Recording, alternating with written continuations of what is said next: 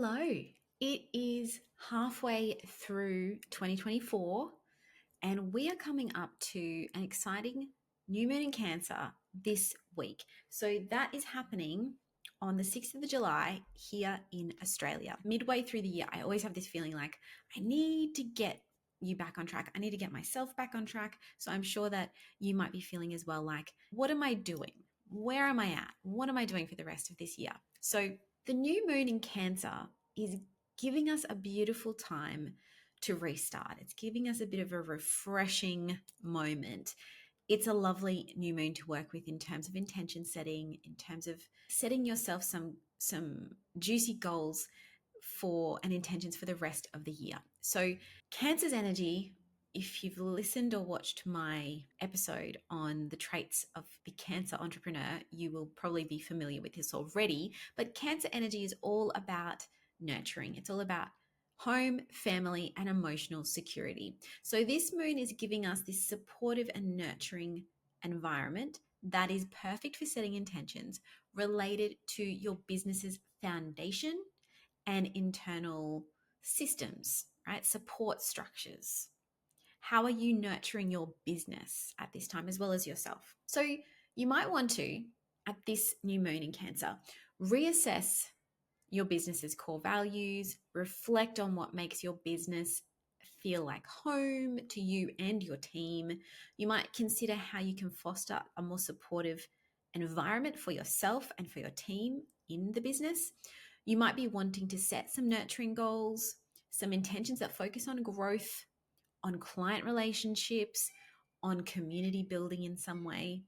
You want to think about strengthening your internal communication. So if you have a team, this is where you want to get really clear on how that team is functioning and making sure that your team feels valued and appreciated and heard. And so you can foster that sense of belonging and loyalty those are such great Cancer qualities. When it comes to the full moon in Capricorn, we have some interesting stuff happening with this. This is the second full moon in Capricorn. And so we've got like a culmination of some themes that we've been working on for the past month and also since January when it comes to building structures in our business and pushing towards achieving our long-term goals, because that's Capricorn's wheelhouse. So this is the time at that full moon to really reflect and review and celebrate your achievements. How far have you come? Reflect on the progress you've made. And you might be finalizing some big projects in the business.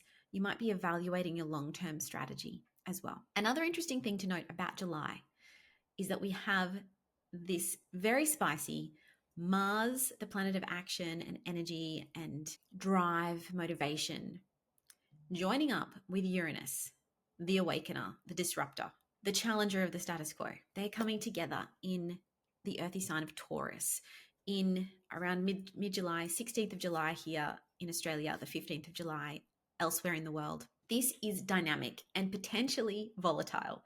This is kind of like a bit of a shockwave type energy.